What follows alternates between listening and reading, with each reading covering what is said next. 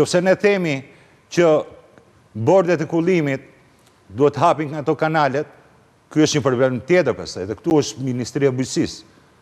Dhe këto janë çështje të cilat janë bërë apo është thënë sikur janë bërë. Prokuroria ka nisë hetimet për shembull në këtu kemi të bëjmë tjetër. Në Durrës ka nisë prokuroria hetimet. Nuk është bërë name fare.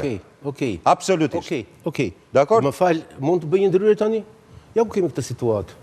Po pra kjo situatë nuk ka të bëjë me Një minutë. Rodhën qiejt këtu. Të lutem. Nuk arrit Apo qiejt, jo, fare. 2 ditë shikare. Kjo nuk është xhirimi i vjeshëm. S'është as i sotmi. Jo, i sotmi. Kësaj situate këtu. I sotmi. Më thuaj teknikisht, qoftë me fondet pushtetit lokal, po edhe me pushtetin qendror, çfarë do t'i bësh ti? Parapritje. Kësaj këtu, çfarë do t'i bësh? Por kjo nuk ka të bëjë pra pikërisht me mënyrën. Ka të bëjë pra sepse kjo është që po studiojmë, nuk po studiojmë tjetër gjë. Gjithë zona e Fierit edhe kam të regjistruar, gjithë zona që në 2017 ishte full, sot ishte e thatë zotëri. Dhe di pse ishte e thatë. Sepse ajo dik që ishte bërë në 21-shin është ngritur nivel ti dhe nuk lejoi ka përzimin e ujrave në krahun tjetër. Kjo këtu që është bërë në një kohë më përpara, që është nivel gati 1,5 metra më poshtë, krahu verior, u ka përzye dhe u mbyt ky fshat. Dhe pse ndodh një gjë e tillë, sepse prurjet kanë përmasa të tilla biblike dhe janë biblike këto, nuk janë të zakonshme tani. Ti thua këto prurje të zakonshme, po nuk atëherë ne duhet të bijmë në kompromis në fjalës.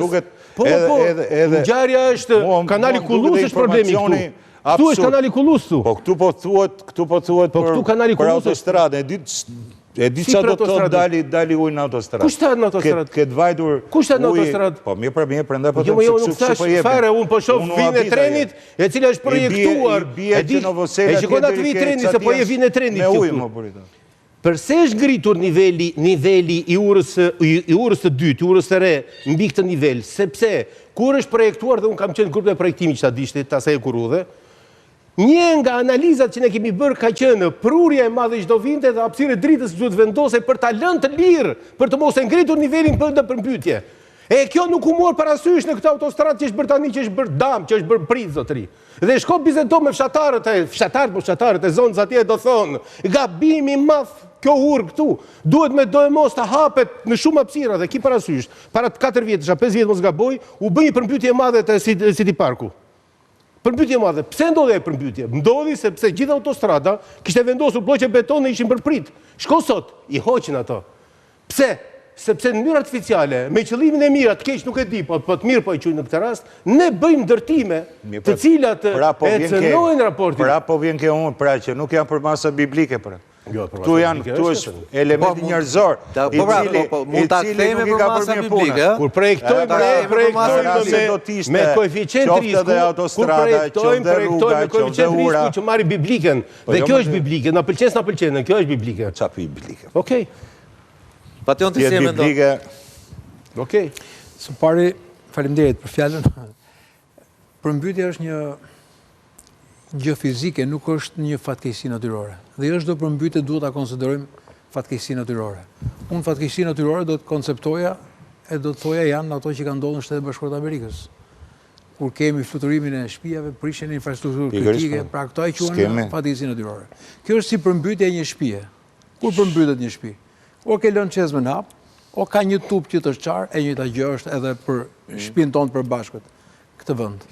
Dhe këtu sa herë që bie shi, ne kemi të njëjtën situatë. Sa herë kemi verë, në verë ne kemi zjarre.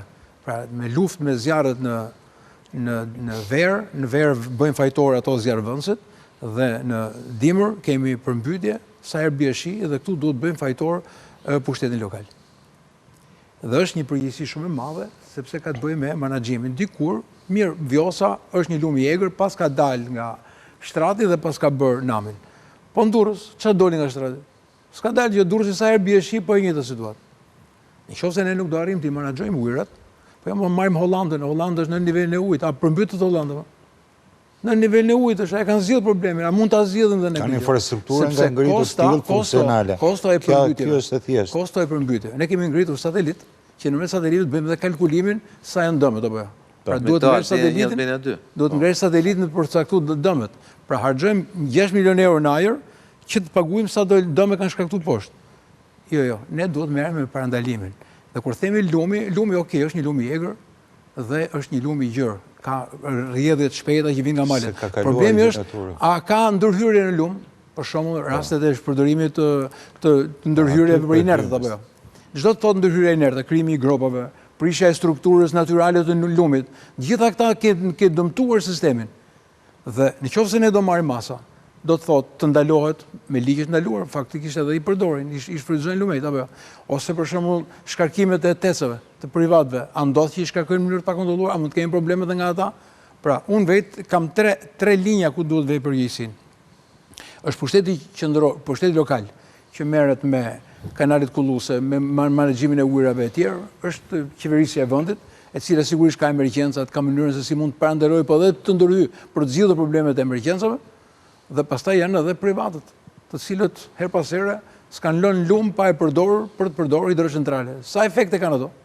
Sa është efekti i tyre? Ju thatë me drejtë që prokuroria ka filluar hetimin në Durrës. Për Durrës. Po patjetër të fillojë gjithandej. Nëse ka raste që mund të jetë dora e njeriut, ose keq menaxhimi i pushtetit, apo i pushteteve. Pakujdesia. Pra të gjitha këto janë që ka një lloj shqetësimi. Sa herë që ka shi në Durrës, niveli atyre arrin ke makinat, po nuk pas ka mundësi si do ta zgjidhim nëse kjo do jetë e përvitshme kjo situatë.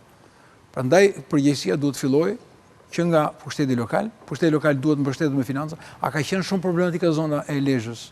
Një nga problemet më të mëdha. Ka një përmirësim apo jo? Sepse ka një ndërhyrje. Pra në këtë kuptim them që shiko pas ka mundësi nga keq menaxhimi ose nga përkujdesi për tu menaxhuar që këto t'i kemi. Po të flasim për fatkeqësinë natyrore duhet të ishim gjonizuar. Bile me thënë vërtetën, ajo e Lezhës filloi zgjidhje vetëm kur u pastruan ato kanalet e vjetra të kohës Xhaxhit.